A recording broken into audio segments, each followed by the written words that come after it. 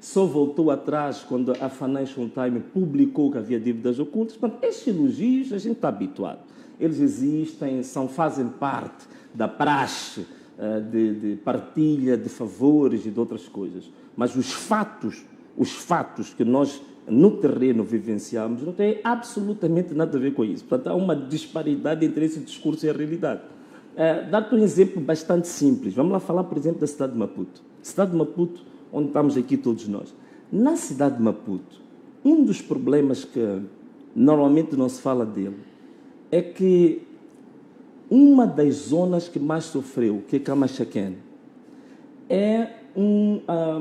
pelas contas que eu faço e aquilo que já acompanhei, nos últimos 15 anos, se nós formos a pegar o orçamento da Assembleia Autárquica de Maputo, vai haver uma verba que é sempre destinada à requalificação de alguns bairros do Camachaquén. Nomeadamente, Camachaquén C, Mafalala, são sempre verbas alocadas para isso. Mas o processo da requalificação desses bairros, em que a maior fasquia do orçamento seria exatamente para a questão do saneamento, nunca foi aplicada. Então, é um problema estrutural que estamos aqui a falar. Sim, um problema muito mais estrutural. Estamos a falar, sim, de um problema estrutural, mas também há um outro problema, também um problema de corrupção. Diga-se a verdade, outro problema de corrupção. Estou a falar da cidade de Maputo porque é um caso que eu conheço, eu estudei os orçamentos do município nos últimos 15 anos. E tem sempre verbas para a requalificação. Mas não existe uma única rua que já foi requalificada nessa zona. Então, nós temos aqui um problema estrutural, temos limitações, sim, concordo. Temos limitações em termos de infraestrutura hidráulica para este tipo de desastres. Temos limitações financeiras, mas também temos outro problema, o problema da corrupção, o problema do despreparo e também, até certo ponto, se me permitires o termo, o problema das nhongas também que andam no meio disto. Então, esta aqui é a grande questão. Por exemplo, Moçambique tem por aí cerca de 16 barragens, 16 bacias hidrográficas, é o que eu quero dizer. Estas 16 bacias hidrográficas, as infraestruturas que existem para a contenção dessas águas, 95% são as mesmas de 70, 80 anos. Portanto, nunca se fez absolutamente nem a reabilitação e muito menos a construção de novas barragens, porque isto é o que o país está a precisar. Um dos problemas, uma das questões para a solução disto, passando para as soluções, uma das questões para as soluções disto é a construção de novas barragens. Mas barragens são bilhões de dólares. Há condições para o país, neste momento, fazer um investimento maciço nessa perspectiva? Não há dúvidas nenhumas que as barragens são muito caras, não restam dúvidas nenhumas. Mas o problema é, nós temos que ir fazendo isso com o tempo. Eu, por acaso, estive ontem a fazer um exercício interessante. Fui ver o plano quinquenal do mandato do presidente Nyusi e estive a ver este último plano quinquenal do Chapo. Uma coisa engraçada. O plano quinquenal do presidente Nyusi já previa, ao longo dos 5 anos, construção de 3 barragens. 3 barragens. Passaram os 5 anos e foi construída uma única barragem. Não vi o plano quinquenal anterior do primeiro mandato dele. Portanto, esta aqui é a grande questão. É que nós podemos, paulatinamente, se nós tivéssemos construído, no mínimo, 2 a 3 barragens por ano, nesta altura, nos últimos... Construir barragens, 2 a 3 barragens por ano? Não é possível, depende da dimensão da barragem. Né? Há barragens grandes, há barragens pequenas, por exemplo. São rios muito grandes. Sim. Não, depende das barragens. Por exemplo, há barragens, eu até posso dizer, fazer uma consulta muito rápida. No plano 2020, 25, 24, estavam previstas construir 70 barragens médias. Estava a falar de 3 barragens. Barragens mesmo. As barragens, há barragens médias e há barragens grandes. Portanto, podem ser dessas dimensões. Mas o grande problema é que isso tudo foi colocado nestes programas de desenvolvimento, mas nunca foram implementados. A minha grande questão, esse é o exercício que eu não fiz, era preciso vermos depois a execução orçamental de cada um desses anos, para sabermos se esse dinheiro saiu ou não saiu. Porque em alguns dos casos, nós temos verbas desta natureza que o dinheiro é disponibilizado, são feitas, digamos assim, os créditos destes valores e depois não são aplicados no fim a que são destinados. Como aconteceu, por exemplo, no IDAI. No IDAI o país recebeu, está aprovado, o país recebeu quase $1 bilhão.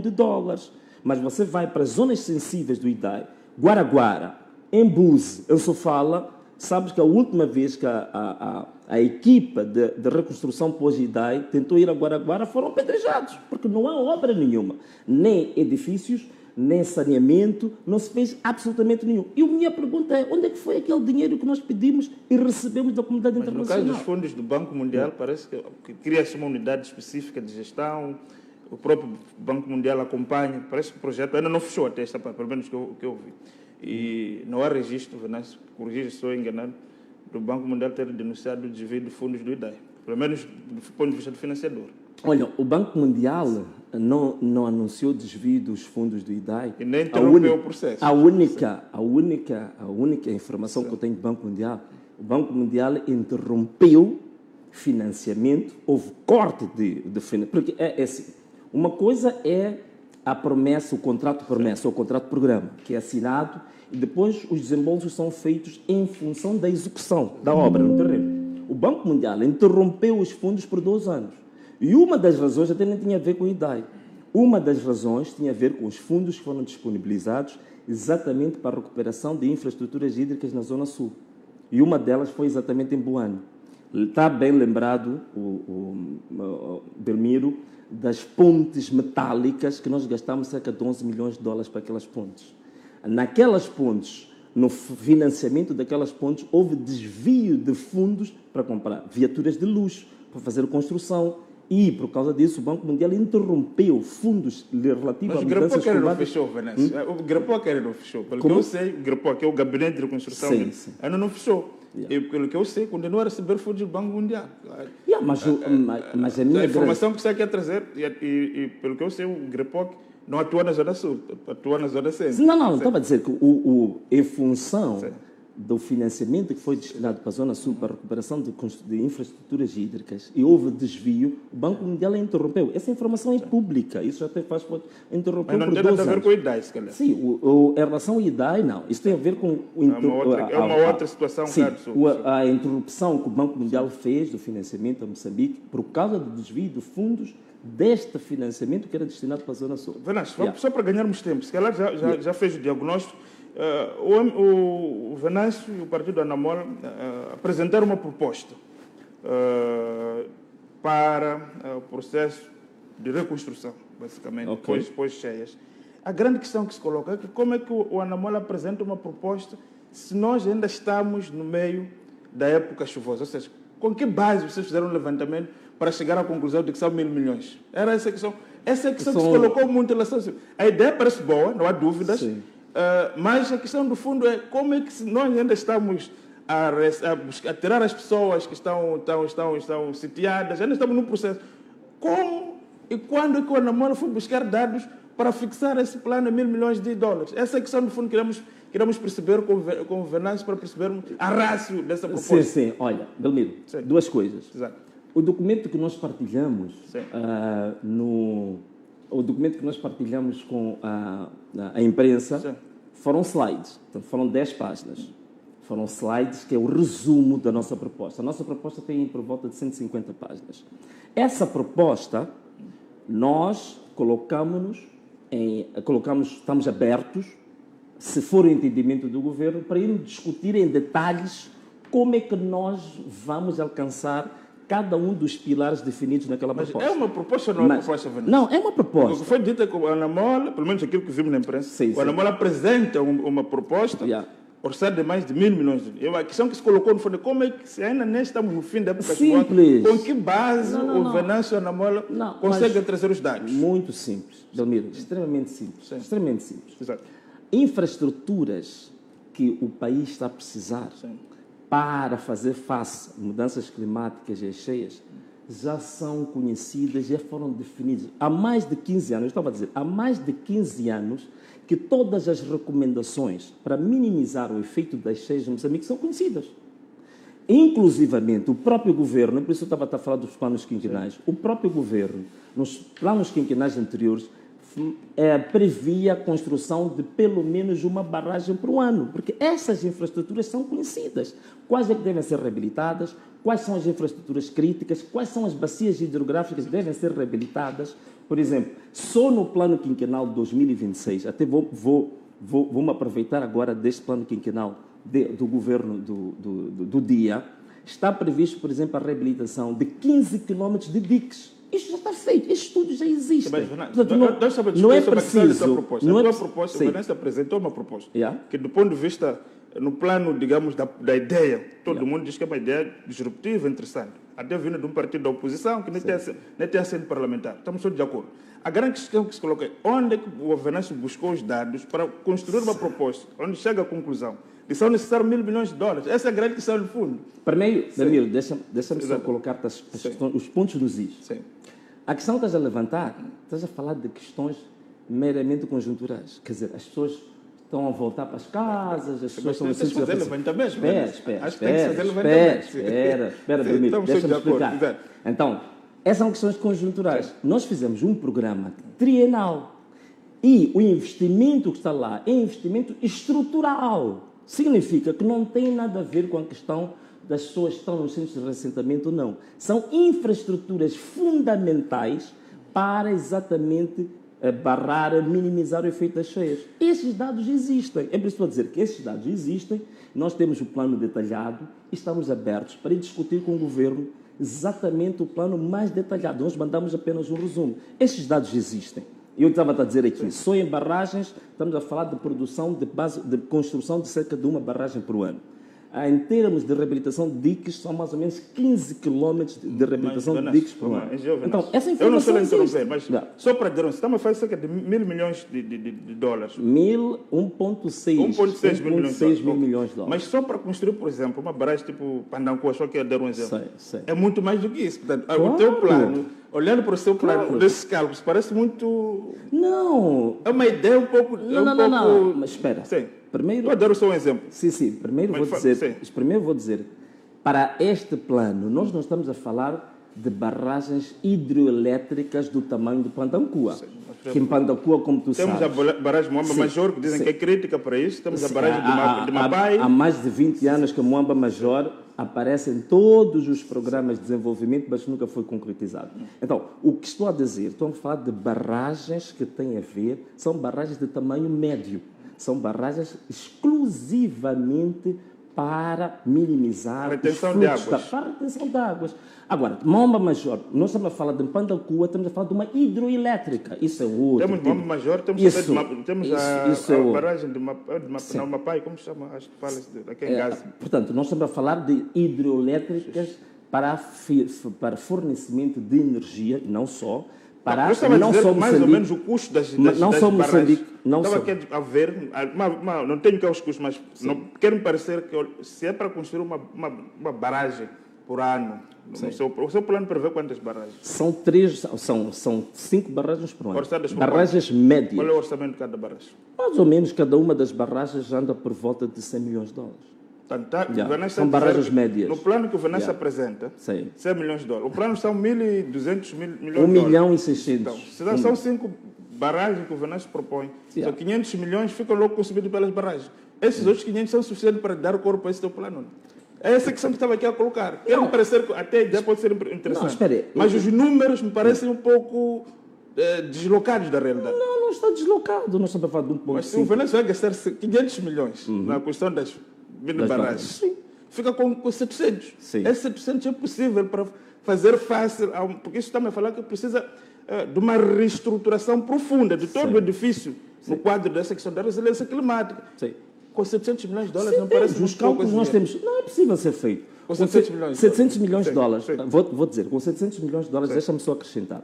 Com $700 milhões nós temos previsão de reabilitar 15 quilómetros de diques. Fazer a reabilitação das barragens que já existem hoje, que muitas delas já estão no envelhecimento e já estão desatualizadas em termos tecnológicos. Os cálculos foram todos feitos. Isso é possível.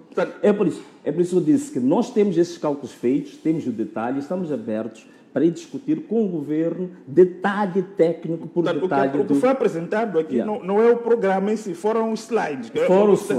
Foram slides no sentido de que nós queremos mostrar ao Governo que queremos ter um debate com o Governo, uma discussão sobre esta questão da reconstrução pós-cheias. E nós estamos abertos, por isso mostramos em termos resumidos as fontes, primeiro, do financiamento, onde é que nós vamos buscar, porque também estamos a trazer um novo paradigma agora. Bom, estão a dizer que estou a transpirar muito. Parece que hoje estamos com problemas sérios aqui do AC. Portanto, uma das coisas também que nós fazemos aqui é a quebra do paradigma. Porque normalmente... Qual é o paradigma que o Anamola traz nessa questão? Sim. Normalmente, nós sempre que falamos de um programa de reconstrução após o desastre, normalmente 90% dos fundos são provenientes de financiamento externo. E muitas vezes em endividamento público. Nós estamos a trazer uma vertente que queremos discutir detalhadamente com o Governo, que é possível até 90% desses fundos serem adquiridos com base em recursos internos, com recursos próprios. Isso é possível. É uma questão de redirecionamento das fontes de receita que nós temos, por várias fontes, e nós podemos fazer o financiamento da nossa própria reconstrução, que, na verdade, isso representa o quê? Isso representa aquilo que é a filosofia básica do surgimento do nosso partido. É por isso que a gente diz, este país é nosso. No sentido de que nós temos possibilidades de redirecionando devidamente as nossas receitas, digamos, fiscais, nós podemos, vários projetos serem resolvidos com recursos internos e não precisamos, constantemente, estamos de mão estendida a pedir dinheiro fora. Acho que todo mundo concorda. No plano teórico, a ideia que o Venâncio traz, acho que está toda lá. A questão, de fundo, estava a se discutir, estávamos a ver, são os números em si que o Venâncio traz, e a questão da oportunidade. O Venâncio acha que é oportuno estarmos a discutir neste momento se ainda estamos no meio da época chuvosa, porque ainda temos a época ciclónica, ainda não começou. Mas olha, a oportunidade. A questão que coloca é que o Venâncio está a ser um oportunista, ou seja, é uma pessoa, compartilha dessa ideia, tendo em conta que nós outros estão a enterrar os mortos, outros ainda estão a tentar pôr as pessoas ainda nos tirar, as pessoas estão nos centros. Não, mas se e o Venâncio aparece aqui com uma tese, né, a questão que se coloca parece não ser oportuna neste momento. Não, mas não oportuno por quê? Desculpa lá, você é jornalista, mas também vou te fazer a pergunta. Não oportuno por quê? Porque ainda estamos na época, a época ainda não terminou. Aí é que está mal a formulação da questão. Eu disse, nós temos duas questões. Nós temos questões conjunturais. Estamos a enterrar os mortos, temos que alimentar as pessoas têm que regressar aos seus pontos de residência. São questões conjunturais. O que eu estou a dizer? Estamos a falar de investimento infraestrutural.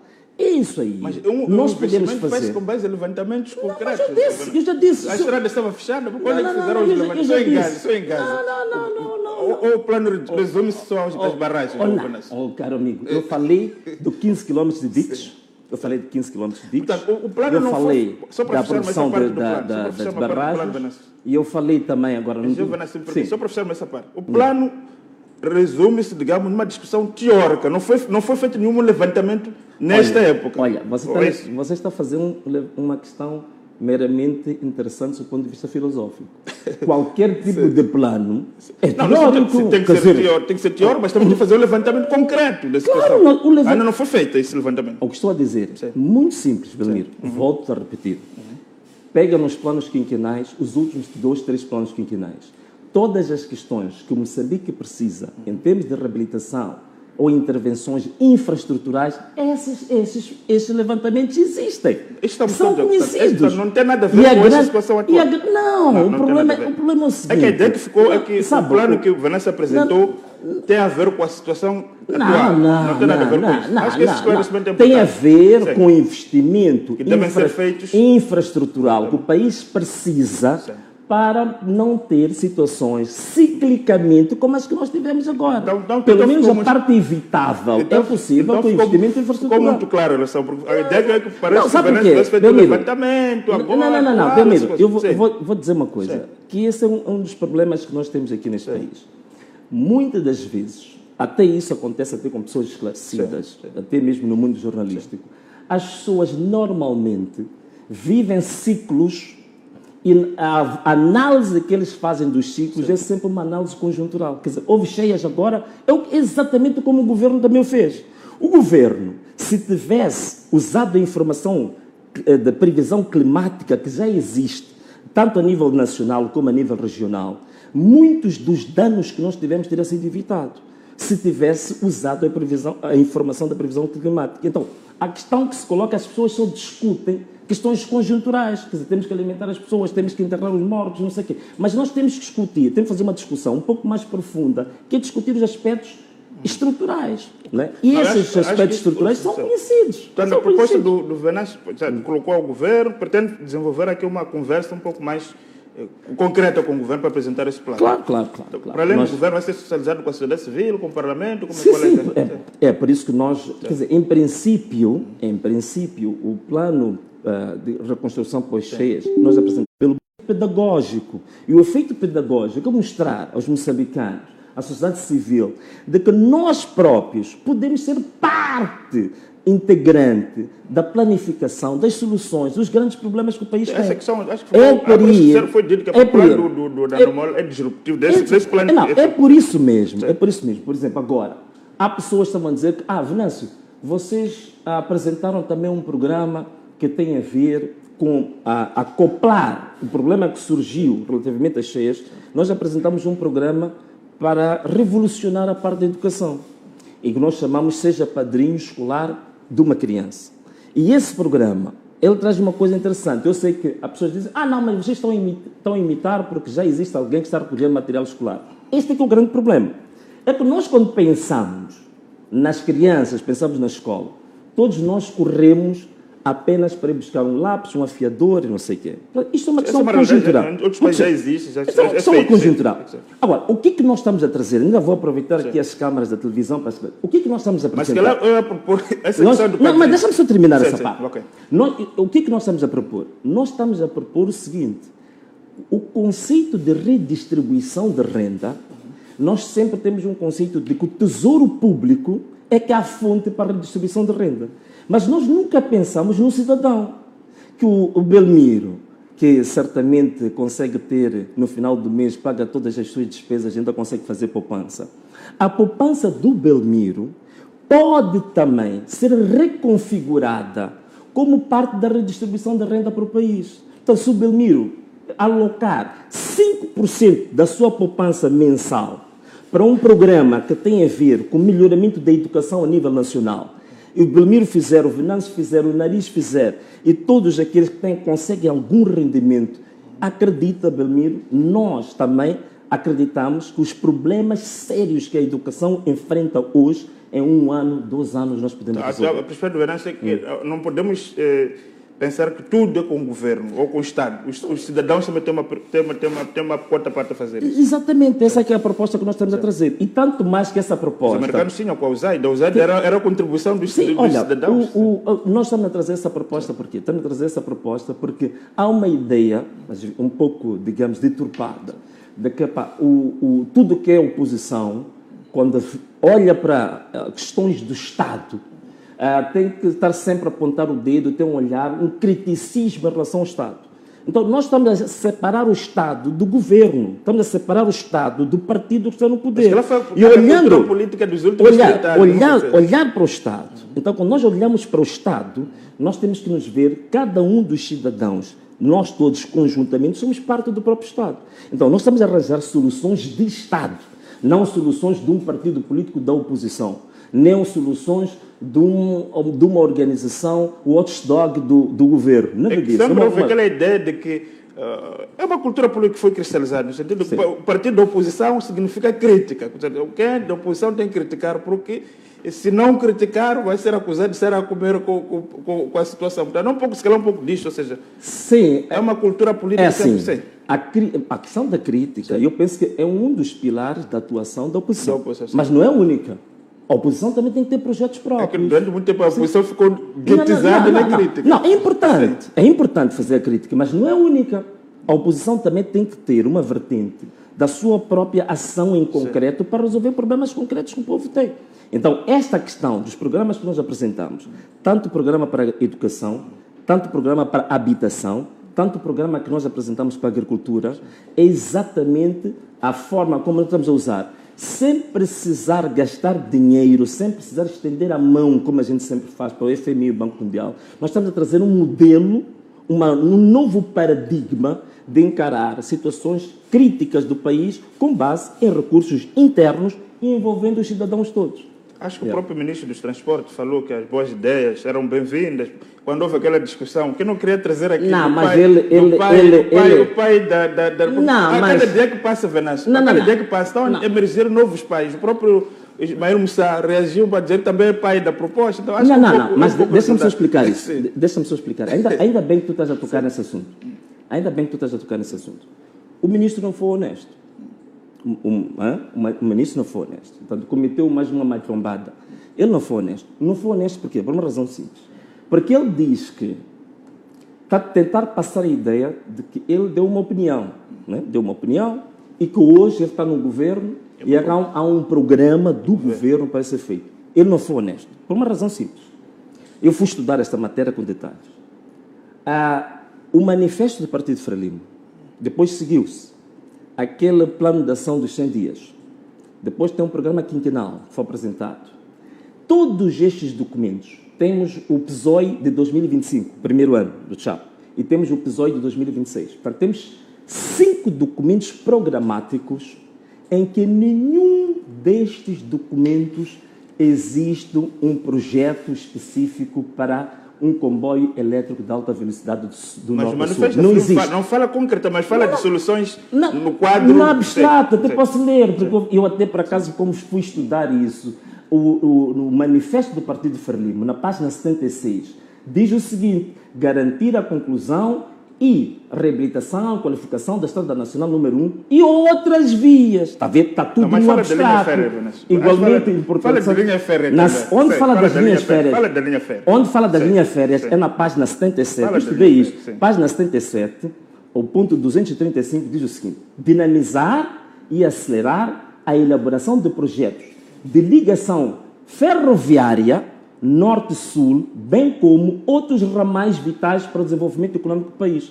É o único documento onde se fala de linhas férreas.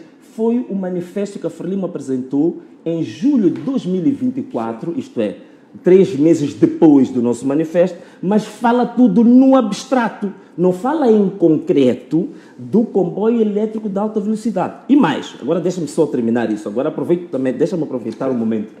Mas, outra coisa que o Machombe não percebeu, e os outros também que estão a chamar a paternidade, é que nós não estamos a falar desta questão do comboio em si de uma forma fragmentada e pontual. É que ele faz parte de uma abordagem sistémica e mais transversal, que nós chamamos no nosso manifesto da conectividade física e digital.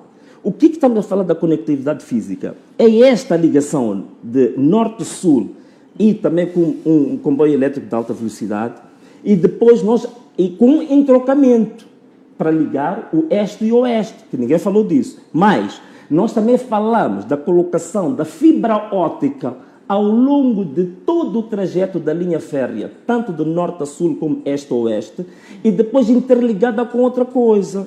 Esta fibra óptica interligada com o Sistema Nacional de Educação. Problema dos livros que nós temos hoje. A partir disto, nós passamos, o livro passa para a história, mais ainda, também ligada com transferência de tecnologia para campos de produção. Mas qual é o orçamento disso? O grande problema dos políticos moçambicanos tem um problema.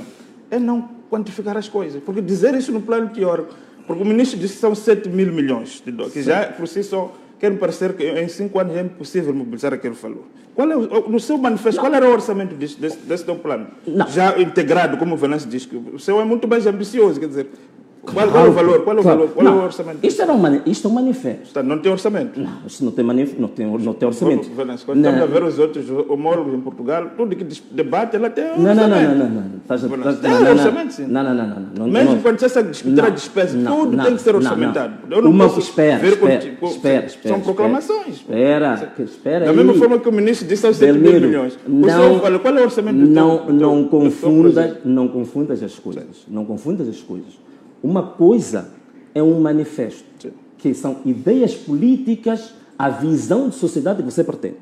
Outra coisa é um programa de desenvolvimento. Ou chamamos de plano... Espera, deixa. Não, deixa aí. Mas esse é uma coisa, espera, já agora já colocaram também, eu também tenho que colocar isso. Outra coisa é um programa de desenvolvimento. Mas se o Venâncio apresenta seus eleitores, diz que quer fazer esse plano disruptivo que apresenta. Qual é o orçamento que o Venâncio... Posso explicar? Posso explicar?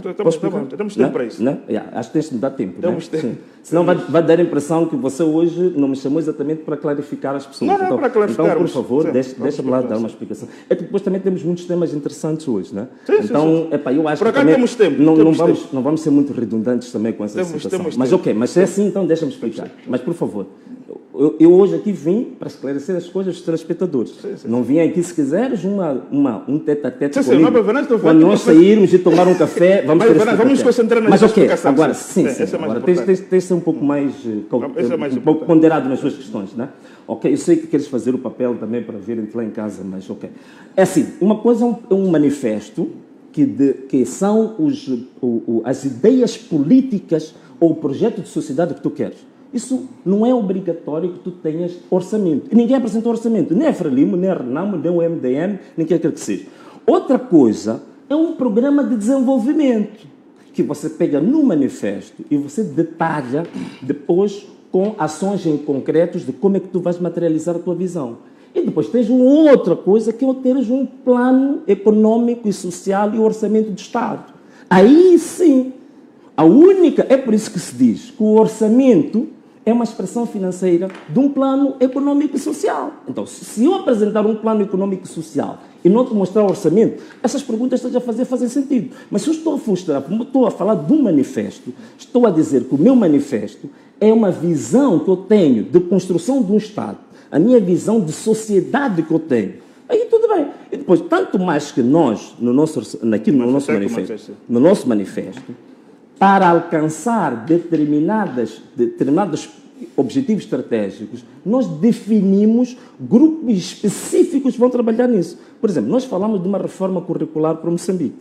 Para tal, nós prevemos, aqui no nosso manifesto, a constituição de um comitê de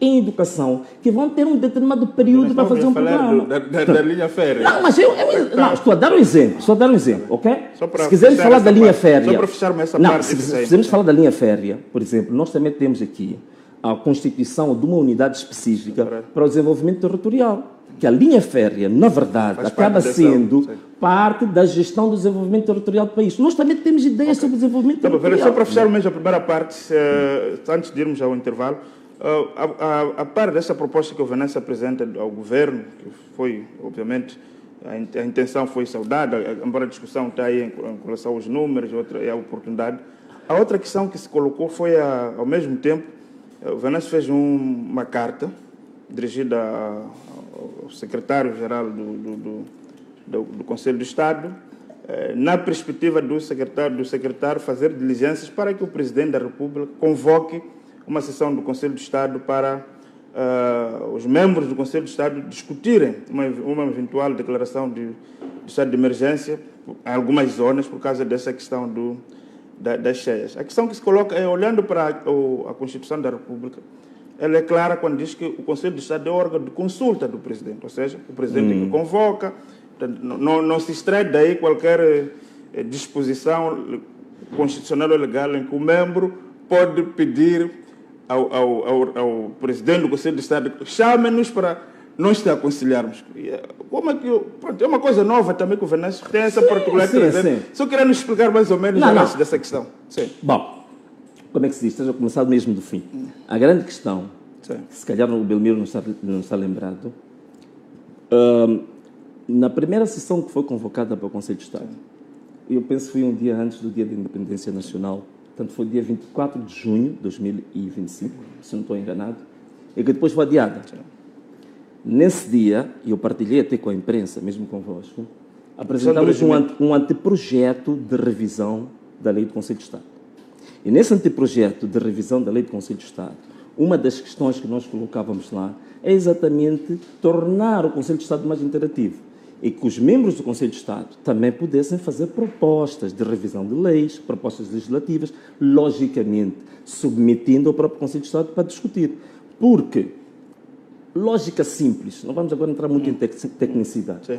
Se eu vou aconselhar alguém, se eu realmente sou conselheiro de alguém, Então, eu tenho que pensar aqui numa coisa muito, muito simples e lógica.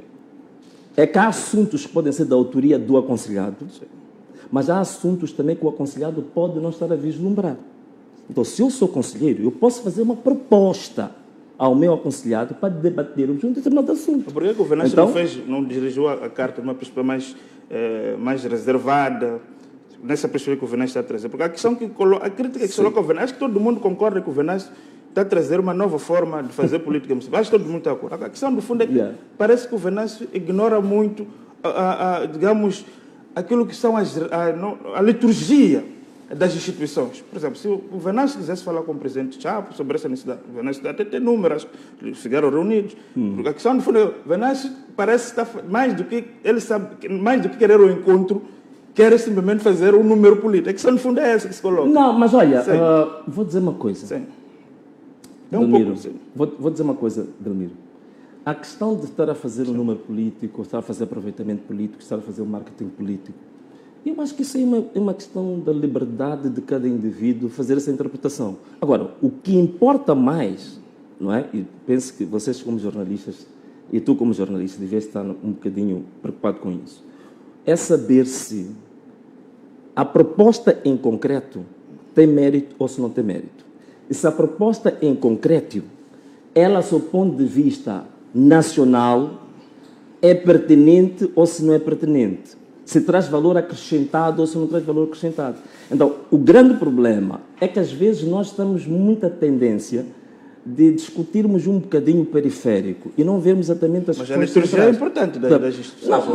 Não, o governante fala aqui da mudança legislativa, fala de proposta legislativa ao Conselho de Estado, mas o Conselho de Estado não é um órgão legislativo. O governante sabe muito bem disso. A Constituição diz que é um órgão de consulta do Presidente da República. Não, vamos lá com calma. O Conselho de Estado não é um órgão legislativo. Quer dizer, se eu não soubesse disso, eu não estaria aqui a fazer... fazendo propostas legislativas. Não. O que acontece é o seguinte. Sim.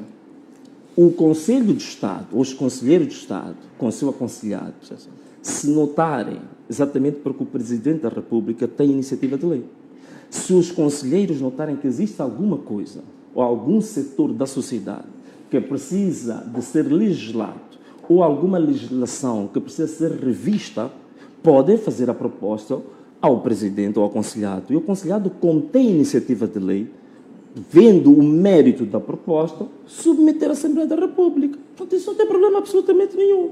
Quer dizer, parece tão simples e tão límpido como a água. Portanto, não vejo aí tragédia. Pelo verão, não vê problema nenhum nessas iniciativas? Não, de forma nenhuma, pá. De forma nenhuma. Portanto, não tem problemas nenhuns da liturgia. Portanto, nós temos um secretariado. Aquele é o secretariado do Conselho de Estado. Então, todas as questões que eu quero fazer chegar ao próprio aconselhado, existe um mecanismo para fazer, para evitar também que ele tenha outras tarefas. E criou-se um mecanismo de alguém que faz a interface entre os conselheiros e o aconselhado, que é uma estrutura instituída e uma estrutura, digamos assim, que foi constituída exatamente para fazer essa ponte. Só para fechar, então, na opinião do Venâncio, justifica-se neste momento a convocação do Conselho de Estado para discutir algo mais? Sim, claro que sim. Olha, Belmiro, nós tivemos esta tragédia cuja dimensão ainda vai ser conhecida. Portanto, os danos foram muito graves e faz todo sentido o Conselho de Estado refletir exatamente sobre as implicações desta tragédia, em várias vertentes, né? Algumas delas que nós discutimos aqui. Portanto, faz todo sentido que o Conselho de Estado se reúna. E até pode resultar que o Conselho de Estado chegue à conclusão de que não tem nenhuma proposta em concreto a colocar, mas também já discutiu o assunto, já socializou o assunto. Portanto, essa que é a minha grande questão. Pode resultar numa proposta de lei, pode resultar, sei lá, num pequeno aconselhamento, ou pura e simplesmente pode ficar encerrado em sessão do próprio Conselho de Estado. Exato. Venâncio, então vamos fazer aqui o nosso intervalo. Normalmente o programa especial de formação não tem intervalo, mas temos aí dois temas ainda por escalpelizar. Então, vamos então obedecer o nosso primeiro intervalo. Voltamos dentro de instantes para dar continuidade a esta especial informação. O engenheiro Venâncio Mondiano é o nosso convidado nesta noite. Até já.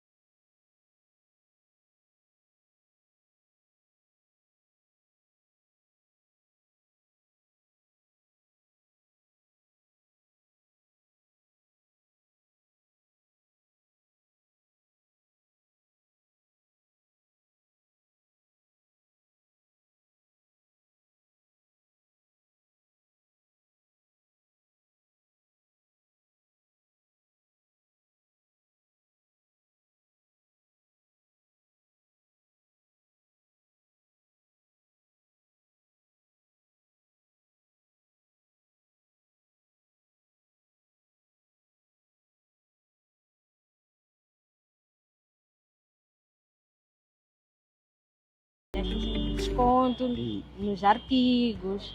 Então, estamos sempre informados daquilo que acontece no partido Anamola. É super bom, é super nice. Nice. Exatamente. Não, baby, temos que pagar. Já temos. Por acaso eu nunca tinha pago antes. Para o pagamento de cota,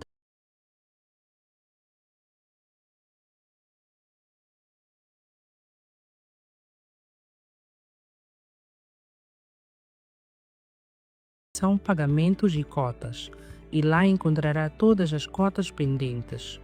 Selecione a opção Pagar Agora. De seguida, escolha o método de pagamento que deseja usar, seja M-Pesa, saldo Anamola ou transferência bancária. Se escolheu M-Pesa, digite o seu contacto e aguarde a confirmação da transação. Introduza o seu PIN e já está. Siga atentamente as instruções que são apresentadas para os outros métodos de pagamento. Pagar a cota é fácil. Ok, caros amigos, irmãos, minhas irmãs, este vídeo é exatamente para aqueles que já se tornaram membros do maior e do melhor partido de Moçambique, Anamola. Estamos num momento crucial da nossa luta, a luta em favor.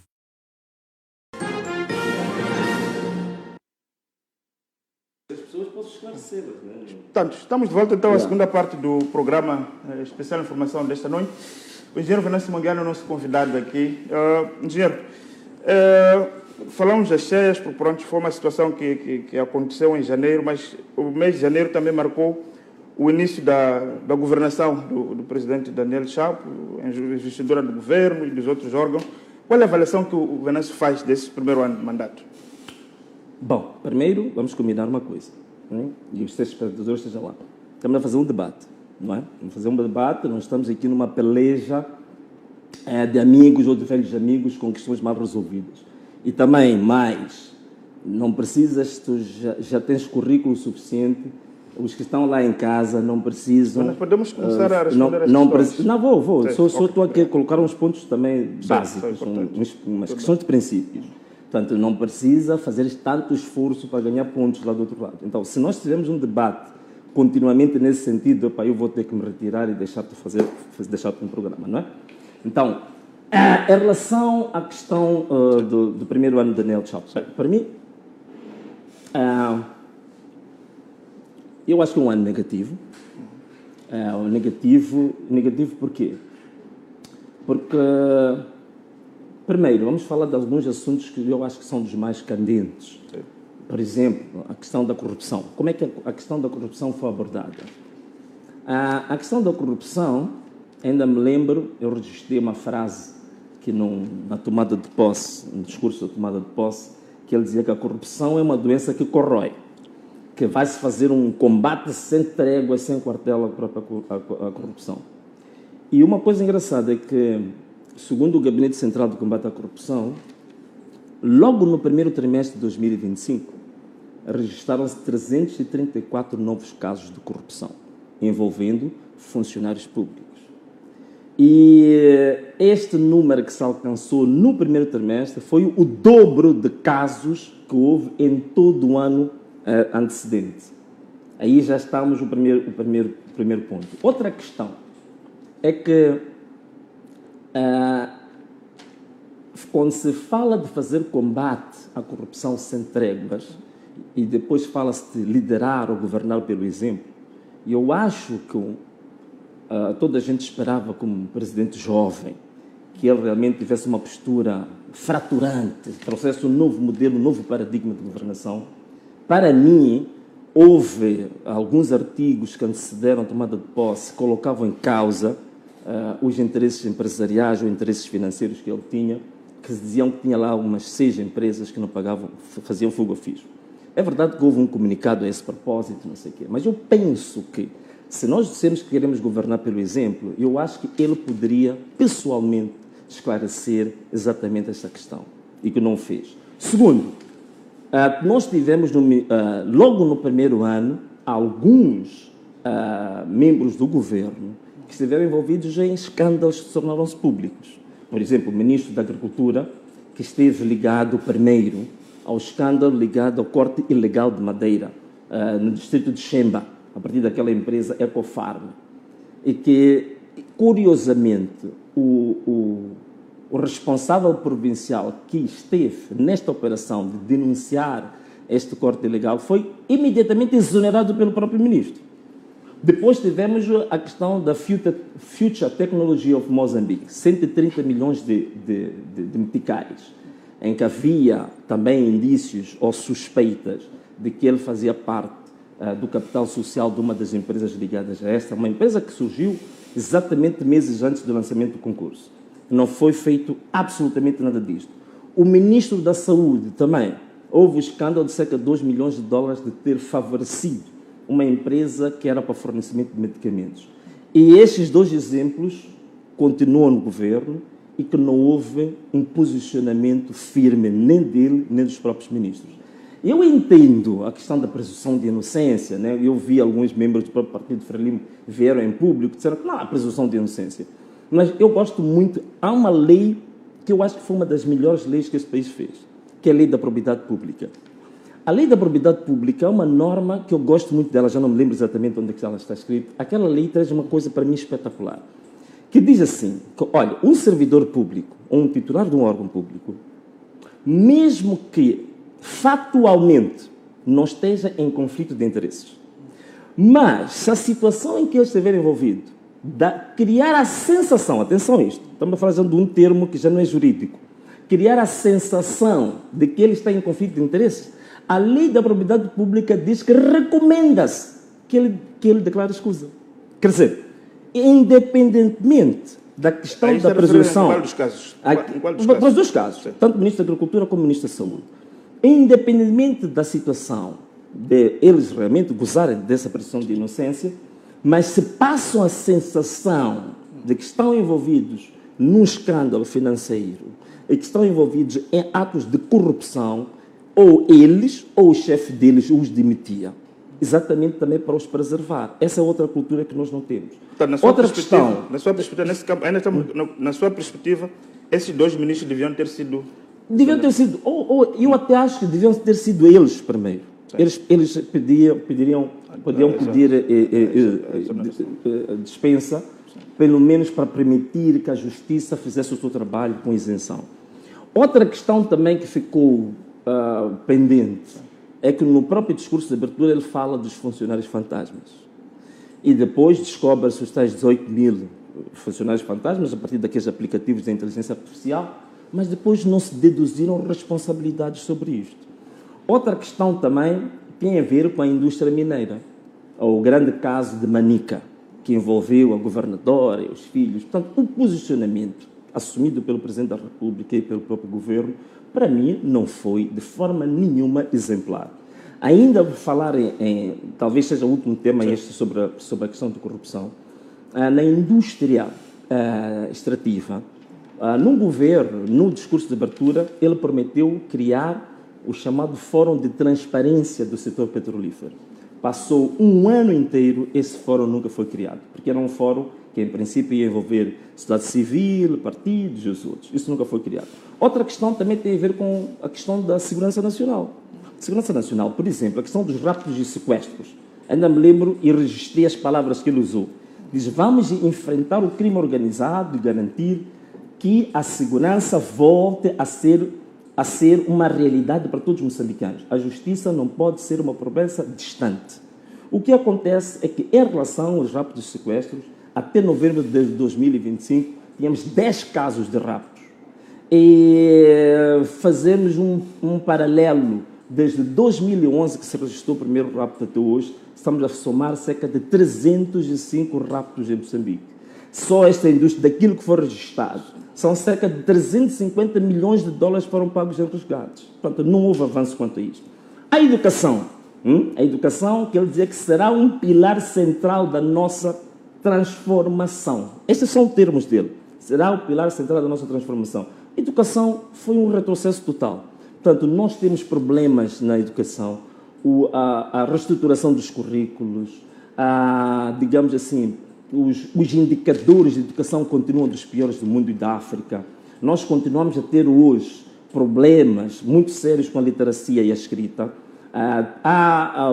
Existe um estudo que foi feito, de estudo da avaliação do aprendizado, que foi feito por uma organização chamada SACMEC, que é uma organização que faz estudos a nível da África Austral, que mostrava que em Moçambique 3% de alunos da terceira classe é que sabem ler e escrever. Mostrava ainda que continuamos com diferenças regionais abismais. A Zona Centro, por exemplo, onde tem maior taxa de desistências. Zona Norte, temos a maior taxa de reprovações. Os melhores professores alocados nas zonas urbanas.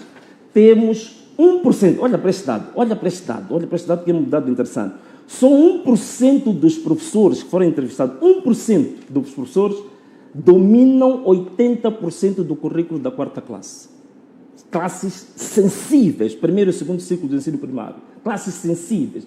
E só cerca de 60% dos professores sabem fazer subtração de 2 dígitos. Portanto, tenho aqui muitos dados que podia aqui partilhar, que mostra claramente que não houve nenhum avanço, não houve nenhuma reforma estruturante a nível da educação que mostrasse isso. A nível da reforma fiscal, bom, foi aquilo que aconteceu. Portanto, a alteração do Código do IVA, por exemplo, até acho que uma colega vossa, uma jornalista, fez um artigo muito interessante que mostra que houve uma asfixia em termos de taxação sobre os pequenos contribuintes. Né? A área da saúde, ainda vi, ele dizia que cada vila, cada localidade terá acesso a cuidado de saúde básica. Portanto, resumindo, Vanessa, só para não em termos resumidos, eu penso que nas questões fundamentais, que são na educação, são na saúde, na segurança, não falamos do terrorismo, mas a questão do terrorismo foi o pior ano em termos de deslocados, em termos de assassinatos que houve e, digamos, os tentáculos do terrorismo que passaram também para Niassa e passaram para Nampula. Portanto, nas questões fundamentais, me parece que o ano pode ser considerado um ano medíocre. Eu digo e quais seriam as propostas, nessas áreas que o Venâncio colocou, quais seriam as propostas que o Venâncio acha que deviam ter sido implementadas para que o ano pudesse ser melhor? Para depois entrarmos na questão da discussão econômica também. Bom, eu se calhar... Bem, primeiro, em relação à questão da corrupção, como eu te falei, e eu penso que a primeira coisa que tem que acontecer, temos que ter um presidente que se coloque no escrutínio público. Primeira coisa, porque tu nunca vais combater a corrupção se tu próprio não dares exemplos inspiradores ao povo e aos funcionários de que você é o homem mais transparente, que a tua vida é um livro aberto. Então, eu acho que devia fazer esse exercício. Primeiro, todas as suspeitas que caíram sobre ele, sobre fuga ao fisco, ele pessoalmente devia vir a público esclarecer isso e deixar as contas dessas empresas abertas para mostrar que ele está limpo. Primeiro ponto. Segundo ponto, eu penso que o que se esperava de um jovem, por exemplo, na reforma do Estado, né? Hoje, mesmo os que não são de direito já cantam o que diz a Constituição da República sobre o Presidente da República não pode assumir funções privadas de nenhuma forma. Eu penso que ele teve uma oportunidade soberana de mudar a história toda, que é ter evitado, ter se esgueirado de concorrer ou de ser eleito como Presidente do Partido Frelimo. Ele podia ter feito isso. Eu tinha feito uma proposta minha, eu disse, olha, a ser eleito Presidente da República de Moçambique, eu automaticamente deixo de ser líder dentro do meu partido. Passo a ser líder de uma nação inteira, onde temos vários partidos, e deixava de ser líder de um partido. Como é que o Venâncio suportaria o governo nessa perspectiva? Num sistema presidencial que precisa ter um partido maioritário para viabilizar os programas, sim. Como é que o Venâncio acha que ia fazer, não sendo líder, por exemplo, também não seria membro, ou ia fazer, entregava o cartão, como é que fazia isso? Nós tivemos uma situação em Portugal, mas um regime semipresidencial, que Mário Soares foi entregar o cartão do PS durante aqueles 10 anos. A questão que eu coloco, olhando para a nossa realidade em Moçambique, temos um sistema de governo presidencial, em que o presidente é também chefe do governo, não dirigindo uma força política que concorre às eleições. Como é que isso ia funcionar? A questão de fundo é essa. Não, mas a força política, tomamos, nem sempre é tão linear, mas podia ter a maioria parlamentar. Essa força política que suportou a minha candidatura, suportou a minha candidatura porque acreditou no meu manifesto.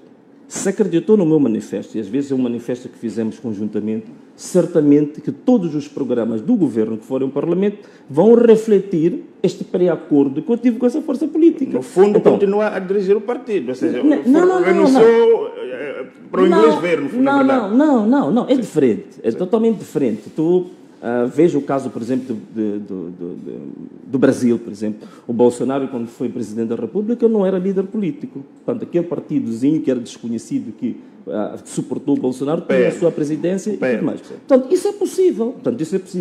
O que eu estou a dizer, Belmiro, é o seguinte, é que nós temos que começar a dar exemplos em concreto que possam ser exemplos inspiradores. Uma das coisas, quando eu estava aqui a falar consigo sobre os programas que nós implementamos no âmbito das cheias, é lógico, se tu olhas para aquilo, vai ser que, mas isto é irrisório. O Venâncio está a dizer que ele deu um exemplo, distribuiu material escolar para 102 crianças. Olha, Moçambique tem 1.300.000 crianças todos os anos que não têm acesso. Mas é um gesto. Exatamente. A questão que se coloca, as pessoas que estão em posição de liderança, elas têm que saber que elas valem mais pela forma como transmitem, como inspiram, como servem de bússola, como orientam.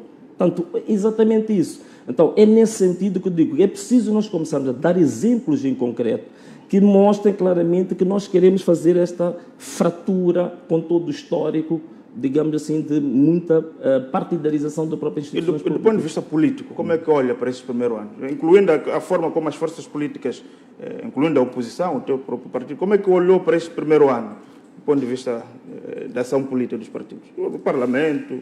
Olha, hoje aqui está bem quente, Bem, primeiro é aquilo que estavas a dizer. Daqui a pouco vou ser acusado de estar a fazer aproveitamento político, mas eu vou falar de coisas fatuais. Em termos de posicionamento político, eu acho que o Ana Mola veio e marcou, de fato, uma página disruptiva, né? Que é o termo que muita gente gosta agora. Uma página disruptiva na história política deste país. Primeiro, nós fomos a primeira organização política que apresentou um programa quinquenal antes do próprio governo e levamos a público. Portanto, nós apresentamos antes deste governo levar ao Parlamento, nós levamos um pré-programa quinquenal, levamos a público. Nós, neste momento, temos cerca de 15 iniciativas legislativas, não estando no Parlamento, que submetemos ao Parlamento. A maior parte deles nem teve resposta até hoje. Talvez sobre a bandeira e mais 2 ou 3. Mas a maior parte ainda estamos à espera da resposta. Nós somos o primeiro partido que introduz um cartão de membro eletrónico. Que hoje, graças a Deus, vejo que a Frelimo já está a fazer recenseamento e já prometeu também que quer fazer um cartão biométrico. Portanto, eu acho que acabamos dando bons exemplos e dando uma lufada de ar fresco e iluminar um bocadinho o cenário político nacional. Neste momento, para além dessas questões, mesmo falando da questão da tragédia que aconteceu há pouco tempo, se fores a ver o posicionamento da Ana Mola, nós acabamos sendo um catalisador até para os outros próprios partidos também se envolverem nisto. Então, eu penso que, do ponto de vista político, o Ana Mola colocou-se, para mim, como um partido mais inovador, apesar de só ter apenas 4 ou 5 meses de vida, mais interventivo, mais dinâmico, nesse aspecto. Agora, o que eu posso dizer em relação ao quem está a governar, 2 ou 3 aspectos que eu acho realmente, para mim, extremamente tristes que aconteceram em 2025. Primeiro, nós tínhamos uma situação de uma tensão nacional e que tivemos 2 encontros em março, depois tivemos outro encontro em junho. E nesses encontros nós chegamos a acordos em questões fundamentais que era para garantir a estabilidade no país. E, infelizmente, para minha tristeza, é ver uma pessoa adulta que nós tivemos uma conversa a 2, face a face, né? Curiosamente, um dos jornalistas, um dos vossos colegas, que é o Ercílio de Salema, até tem essa conversa gravada. Então, eu até desafio a ele, se um dia puder publicar o que ele gravou. Portanto, nós chegamos a acordos sobre questões fundamentais. Foram acordos? Normalmente os acordos, tem uma outra força, outra forma jurídica. Nós tivemos consensos em relação a algumas questões. Eram acordos, eram consensos? Nós tivemos consensos em relação a algumas questões fundamentais. Nomeadamente? Uma das questões fundamentais que nós tínhamos chegado ao consenso era em relação aos detidos no âmbito das manifestações de 2024. E o nosso entendimento é que havia duas formas de resolver o assunto e que tinha que passar, tínhamos que materializar isso a partir da Assembleia da República, que era todos aqueles que tivessem sido condenados e haviam de beneficiar, digamos, de uma... Teria uma lei de amnistia? Sim, a lei da amnistia seria para todos aqueles que estivessem detidos, mas que ainda as suas situações não tivessem transitado em julgado. Amnistia em sido sobre crimes, Exatamente. Depois, nós, e aqueles que tivessem sido condenados, iam beneficiar do indulto. Mas o nosso consenso era para a globalidade daqueles que foram detidos nessa circunstância. Esse nós tivemos um consenso. O segundo é que todos aqueles que tinham sido feridos durante aquele período, muitos deles tinham problemas básicos, que não tinham acesso à saúde, era ter acesso ao Sistema Nacional de Saúde gratuitamente. Isso também não chegou a acontecer. Outro ponto era relativamente aos que perderam vida. Eu digo, aqueles que foram assassinados durante este período. Portanto, alguns deles eram garantes de rendimentos nas suas casas, portanto, muitos deles eram pais de família. Então, o nosso entendimento em relação a isto, que era preciso arranjar formas de compensação a essas famílias. Quem devia fazer era o Estado? O Estado, naturalmente. Isso era o Estado a fazer, né? E eu ainda me lembro muito bem das palavras dele, que ele diz o seguinte: olha, vamos aqui dar a instrução. Estava ali o Ercílio, que era a pessoa que serviria de ponto de contacto da parte do governo, e o Denis Tivane, que seria, digamos, o nosso pivô. Sempre lá, vocês os dois têm que fazer um calendário que é para nós fazermos o levantamento dessas pessoas todas nessa situação, para nós avançarmos. Mas, dali em diante, pura e simplesmente esquivaram-se da situação e nunca mais quis assumir. Até fiquei parvo, vi-lhe dar uma entrevista em Portugal e a dizer que ele nunca teve nenhum acordo e que não há nada a cumprir. Quer dizer, para mim foi gritante ver uma pessoa adulta, uma pessoa de diligência normal, fazer aquele tipo de afirmações. Mas fora disso, outra questão também fundamental é que nós tivemos, até março que tivemos o primeiro encontro, os membros que faziam parte do meu projeto político, portanto ainda não tínhamos o partido, nós tivemos 45 assassinatos. Portanto, pessoas, membros nossos, foram raptados em casa, assassinados e lançados no mato. Fizemos um levantamento exaustivo, com fotografias, com nomes, as circunstâncias. Fizemos um trabalho aturado, que foi obra. E nós submetemos uma denúncia na Procuradoria com o conhecimento do Ministro do Interior. Então, fizemos 3 relatórios, um em janeiro, outro em fevereiro, outro em março, que foi o nosso primeiro encontro.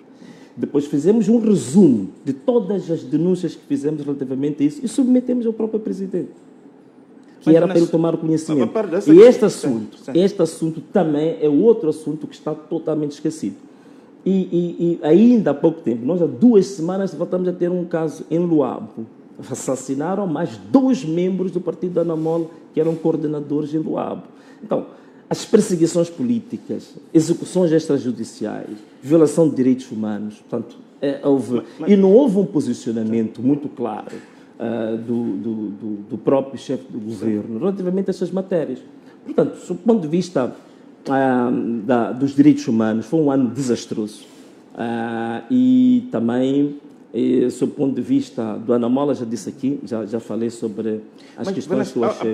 O Venâncio coloca aqui uma situação concreta, mas há uma outra questão, um outro lado, que as pessoas dizem que, bom, provavelmente o Venâncio, se calhar antes de avançar, eu queria que eu colocar o Venâncio.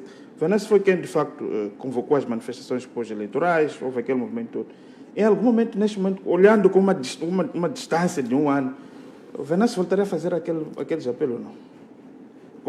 Com esse distanciamento do ano, acha, como é que... Olha, tendo em conta o saldo que depois nós tivemos com o país. Olha, eu faria assim, sem sombra de dúvida, não tinha problema nenhum. Eu não me arrependo pelo chamamento. Sim.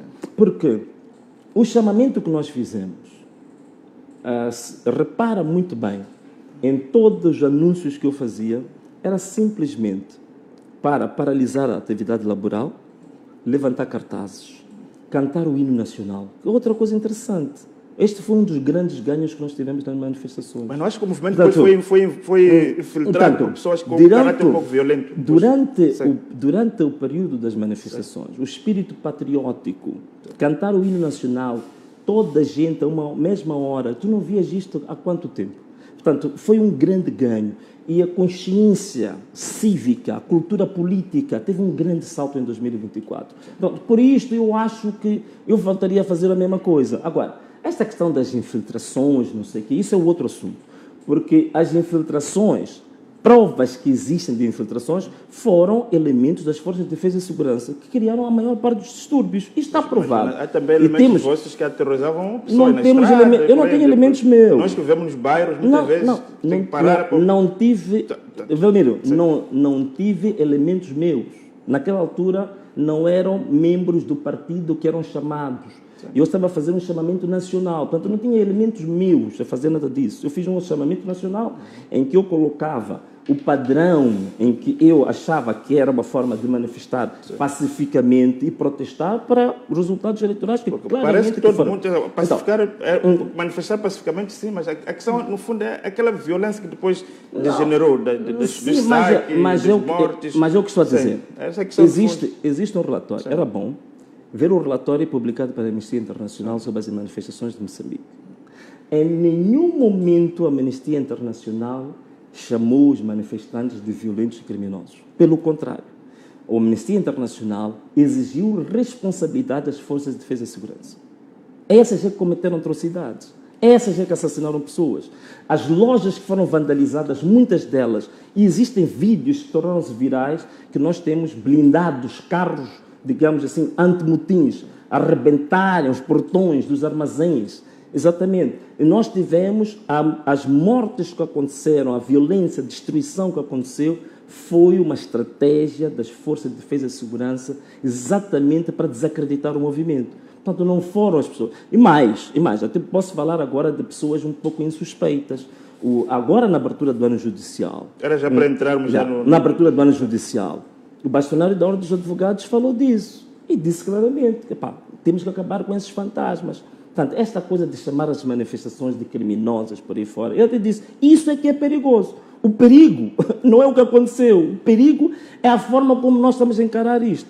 Porque estamos a transmitir uma ideia. Aconteceram as mortes, aconteceram os assassinatos, a polícia assassinou pessoas, e nós ainda vemos agora, ainda rotular as próprias vítimas de criminosas. Quer dizer, isto é uma dupla violência para essas pessoas. A destruição de bens, a empresários, da mesma forma que há registro claramente de pessoas que morreram, tanto da violência policial, mas há pessoas que perderam os seus bens com as manifestações, viram os seus empreendimentos de anos a serem saqueados, e que as pessoas também, ou do Venâncio, ou do Estado, esperam alguma coisa para dizer. A questão que estava colocada num distanciamento de um ano depois. Mas olha, qual é a avaliação que olha? No calor da sua campanha agora, com esse distanciamento de um ano, quando aquilo começou a ganhar aquela proporção de violência, de intimidação ao direito das pessoas de ir e vir, por aí, em algum momento, acha que em algum momento o Venâncio perdeu o controle daquele movimento? Olha, eu não tinha que ter controle de nada. Nem era o meu objetivo ter o controle de nada. O Venâncio que dizia para amanhã acordarmos, fazermos isto, amanhã bater uma panela, amanhã depois tomar assim. A questão do fundo é isso. Está bem, perfeitamente. O que eu fazia era fazer um apelo. Fazer um apelo. Tal e qual, e se tu estás a recordar, tudo começou no dia em que foi assassinado Elvino Dias. Ali é que começa todo o movimento. Depois do assassinato de Elvino Dias, nós nos deslocamos ao local do crime, e uma das coisas que nós notamos foram as Forças de Defesa e Segurança a apagarem provas naquele dia.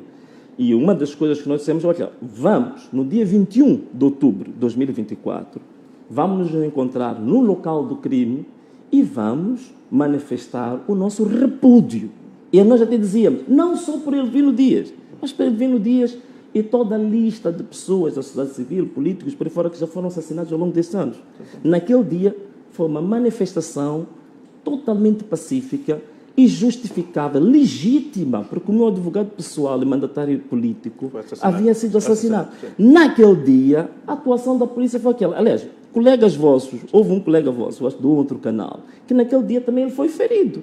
Eu, por acaso, conheço o jovem, porque até hoje ainda tem sequelas daquele ferimento. Portanto, o que aconteceu? Aquilo é que mostra o padrão, de fato, de que onde é que esteve o lado da violência. Onde é que esteve o lado da violência? Está muito mais claro.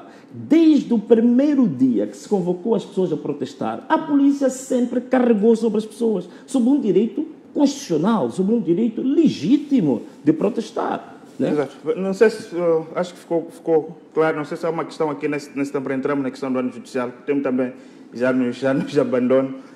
Não sei se ficou um tema aqui por falar nessa questão do balanço do ano, para avançar para a questão da abertura do ano judicial, que é o último tema.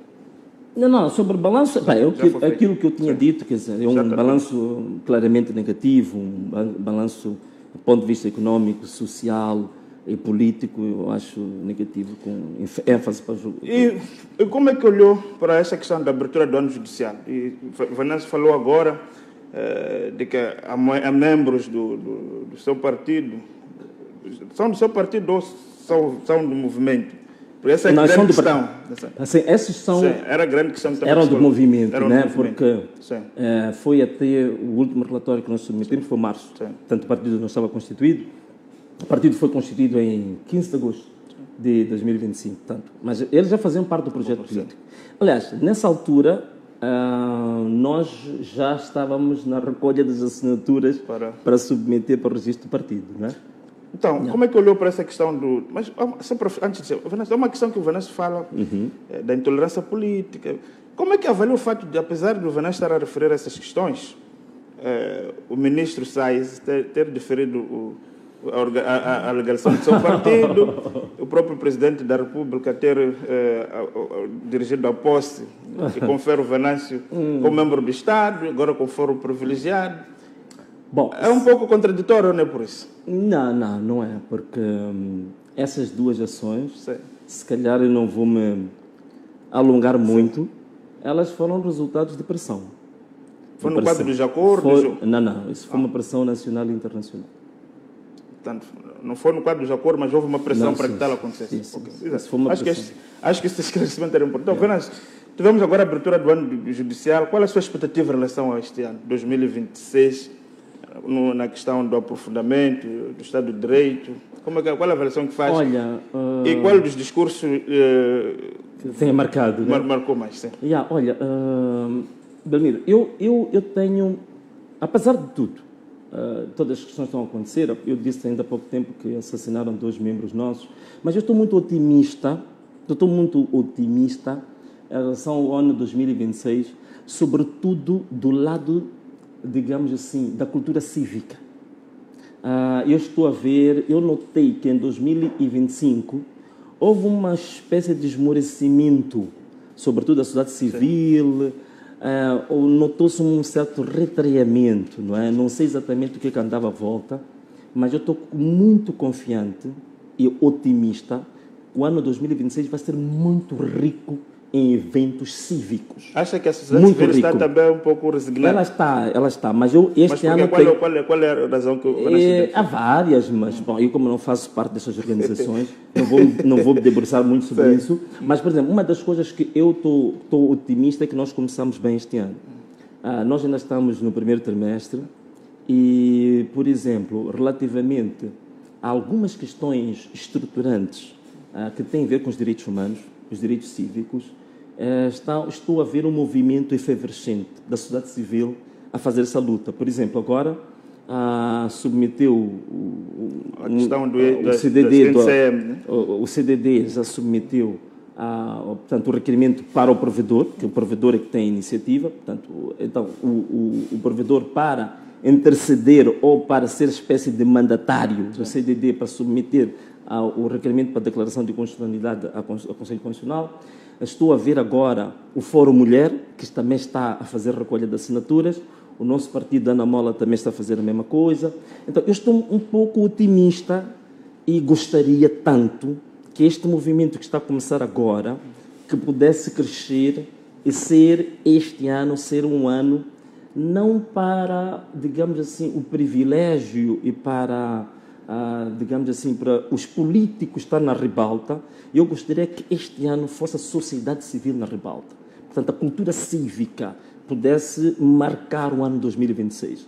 E eu estou otimista nisso e espero que isso possa acontecer. Infelizmente, o que eu noto é que existe uma espécie de polarização na parte política. Portanto, mas dizem que o Venâncio é um dos pivôs dessa polarização. Sim, no sentido em que ou somos nós, ou só são eles, ou somos nós. Aquela radicalização estamos a ver agora em Portugal, estamos a ver no Brasil. Sim, mas sabe por que está acontecendo isso, Belmiro? Por uma razão simples. O que acontece é que... De fato, a polarização é evidente. Sim, nas redes sociais, aqui estou a ver. Sim, de mim, sabes, falam de tudo, menos alguma coisa. Existem televisões, existem rádios, jornais, blogueiros, que para terem um pouco de audiência têm que pôr em qualquer momento o Venâncio Molhado no meio do título. Para... Venâncio radicaliza ou polariza. Então, o que acontece é que isso está a acontecer porque exatamente por causa digamos assim, do paradigma de fazer política que está a mudar. Portanto, o que acontece é que ao longo destes quase 30 e poucos anos de democracia multipartidária, apesar de nós termos os partidos todos que tivemos, o partido no poder, mesmo nos momentos em que tinha baixos indicadores económicos, sociais e outros, sempre, digamos assim, foi prevalecente em termos de domínio do território político, do território mediático. Né? Então, o que acontece agora é que esse território político, a Frelimo agora sabe que está a dividi-lo com a Anamola. Então, isto, naturalmente, é uma coisa que nunca aconteceu antes e está agora a suceder. Naturalmente que isso vai criar diferentes percepções e muda um bocadinho a atmosfera política, mediática e do debate nacional. Que eu acho muito interessante. Olha, nunca aconteceu neste país um partido extraparlamentar fazer maior número de propostas legislativas que todos os partidos parlamentares em um mandato. Eu fui relator de 2 bancadas. Eu fiz estudos sobre a produtividade da Assembleia. O melhor ano em que eu estive nos 2 partidos, em que nós fizemos iniciativas legislativas, estou a falar de propostas de raiz, não aprovar resolução da proposta que vem do governo. Bom, isso não é iniciativa legislativa, não é isso que conta. Estou a falar de propostas de raiz. Uma revisão de uma lei ou proposta de um anteprojeto de lei. O melhor ano, no mandato em 5 anos, só se produziu cerca de 7 a 8 iniciativas legislativas de um partido parlamentar. Foi a melhor coisa que eu já vi durante os 2 mandatos em que eu estive no Parlamento. Nós hoje já apresentamos, em apenas 5 meses de existência, já apresentamos cerca de 14 projetos, 14 iniciativas legislativas que demos entrada no Parlamento. Um partido que não está no Parlamento, um partido extraparlamentar. Então, eu acho que sim, isso cria naturalmente vários tipos de sentimentos, sensações, né? Tantos que já têm história nisto, mais antiga que nós, alguns ovacionam, outros sentem-se incomodados com isto. O próprio Partido Frelimo agora também é obrigado a recriar-se. E também é bom, né? Olha, para o Partido Frelimo agora também está a fazer coisas inovadoras, né? Nunca imaginamos nós que a Frelimo ia apresentar uma proposta de um cartão biométrico, né? Um partido que tem 60 anos nunca falou sobre isso, está a falar disso exatamente por causa do Anamola.